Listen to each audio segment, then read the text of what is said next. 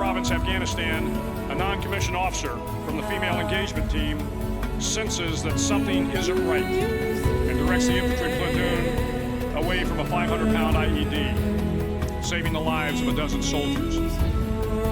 But if you think about it, not only were those soldiers saved by the decisions of one person, but their children were saved, and their children's children. Generations were saved by one decision, one person.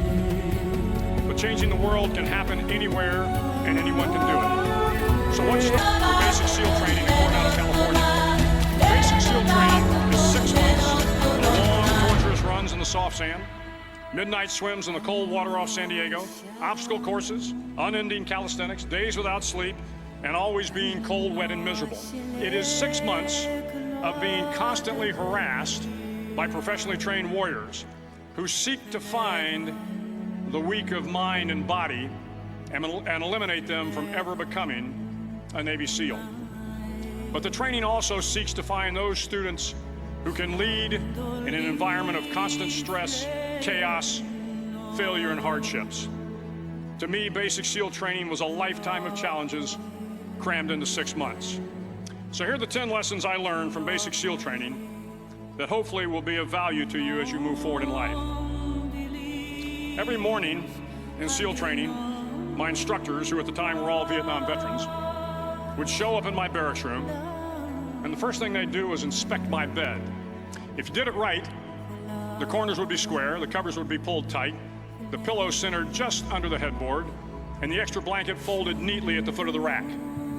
It was a simple task, mundane at best, but every morning we were required to make our bed to perfection. It seemed a little ridiculous at the time, particularly in light of the fact that we were aspiring to be real warriors, tough, battle-hardened SEALs. But the wisdom of this simple act has been proven to me many times over. If you make your bed every morning, you will have accomplished the first task of the day. It will give you a small sense of pride, and it will encourage you to do another task, and another, and another. And by the end of the day, that one task completed will have turned into many tasks completed. Making your bed will also reinforce the fact that the little things in life matter. If you can't do the little things right, you'll never be able to do the big things right. And if by chance you have a miserable day, you will come home to a bed that is made, that you made. And a made bed gives you encouragement that tomorrow will be better. So if you want to change the world, start off by making your bed. During SEAL training, the students are all broken down into boat crews. Each crew is 7 students, 3 on each side of a small rubber boat, and 1 coxswain to help guide the dinghy. Every day your boat crew forms up on the beach and is instructed to get through the surf zone and paddle several miles down the coast. In the winter, the surf off San Diego can get to be 8 to 10 feet high, and it is exceedingly difficult to paddle through the plunging surf unless everyone digs in. Every paddle must be synchronized to the stroke count of the coxswain. Everyone must exert equal effort, or the boat will turn against the wave and be unceremoniously dumped back on the beach. For the boat to make it to its destination, everyone must paddle. You can't change the world alone. You will need some help. And to truly get from your starting point to your destination takes friends, colleagues, the goodwill of strangers, and a strong coxswain to guide you. If you want to change the world, find someone to help you paddle. I was in the boat with the tall guys, but the best boat crew we had was made up of little guys. They out-paddled, outran, and outswam all the other boat crews. The big men in the other boat crews would always make good-natured fun of the tiny little flippers the munchkins put on their tiny little feet prior to every swim. But somehow these little guys from every corner of the nation and the world always had the last laugh, swimming faster than everyone and reaching the shore long before the rest of us. SEAL training was a great equalizer. Nothing mattered but your will to succeed, not your color, not your ethnic background, not your education, not your social status. If you want to change the world, measure a person by the size of their heart, not by the size of their flippers. A student who just couldn't accept the fact that all their efforts were in vain, that no matter how hard they tried to get the uniform right, it went unappreciated. Those students didn't make it through training. Those students didn't understand the purpose of the drill. You were never going to succeed. You were never going to have a perfect uniform. The instructors weren't going to allow it. Sometimes, no matter how well you prepare or how well you perform, you still end up as a sugar cookie. It's just the way life is sometimes. If you want to change the world, get over being a sugar cookie and keep moving forward. Every day during training, you were challenged with multiple physical events: long runs, long swims, obstacle courses, hours of calisthenics, something designed to test your mettle. Every event had standards. You wanted a circus. A circus meant that for that day, you didn't measure up. A circus meant more fatigue, and more fatigue meant that the following day would be more difficult and more circuses were likely. But at some time during SEAL training, everyone made the circus list. But an interesting thing happened to those who were constantly on the list. Over time, those students who did 2 hours of extra calisthenics got stronger and stronger. The pain of the circuses built inner strength and physical resiliency. Life is filled with circuses. You will fail. You will likely fail often. It will be painful. It will be discouraging. At times, it will test you to your very core. If you want to change the world, don't be afraid of the circus. Had stood for years when my class began in 1977. The record seemed unbeatable, until one day a student decided to go down the slide for life head first. Instead of swinging his body underneath the rope and inching his way down, he bravely mounted the top of the rope and thrust himself forward. It was a dangerous move, seemingly foolish and fraught with risk. Failure could mean injury and being dropped from the course. Without hesitation, the student slid down the rope perilously fast. Instead of several minutes, it only took him half that time. And by the end of the course, he had broken the record. If you want to change the world, sometimes you have to slide down the obstacles head first. There are a series of long swims that must be completed. One is the night swim. Before the swim, the instructors joyfully briefed the students on all the species of sharks that inhabit the waters off San Clemente. They assure you, however, that no student has ever been eaten by a shark, at least not that they can remember. But you are also taught that if a shark begins to circle your position, stand your ground. Do not swim away. Do not act afraid.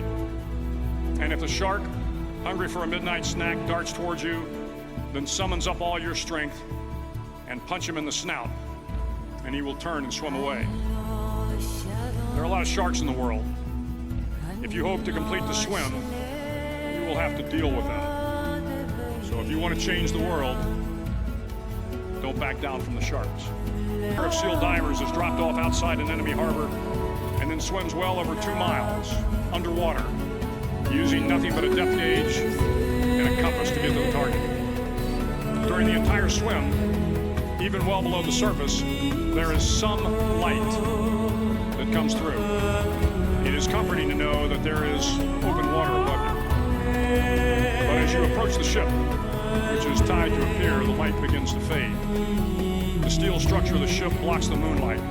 It blocks the surrounding street lamps. It blocks all ambient light. To be successful in your mission, you have to swim under the ship and find the keel, the center line, the deepest part of the ship. This is your objective. But the keel is also the darkest part of the ship, where you cannot see your hand in front of your face, where the noise from the ship's machinery is deafening, and where it gets to be easily disoriented, and you can fail. Every SEAL knows that under the keel, at that darkest moment of the mission, is a time when you need to be calm, when you must be calm, when you must be composed, when all your tactical skills, your physical power, and your inner strength must be brought to bear. If you want to change the world, you must be your very best. Tell me. It is 6 days of no sleep, constant physical and mental harassment, and one special day of Hell Week that you paddle down in the mud flats and spend the next 15 hours trying to survive this freezing cold the howling wind, and the incessant pressure to quit. We could leave the mud if only 5 men would quit. Only 5 men, just 5 men, and we could get out of the oppressive cold. Looking around the mud flat, it was apparent that some students were about to give up. It was still over 8 hours till the sun came up. 8 more hours of bone-chilling cold. The chattering teeth and the shivering moans of the trainees were so loud, it was hard to hear anything. And then one voice began to echo through the night. One voice raised in song. The song was terribly out of tune, but sung with great enthusiasm. One voice became 2, and 2 became 3, and before long, everyone in the class was singing. The instructors threatened us with more time in the mud if we kept up the singing, but the singing persisted.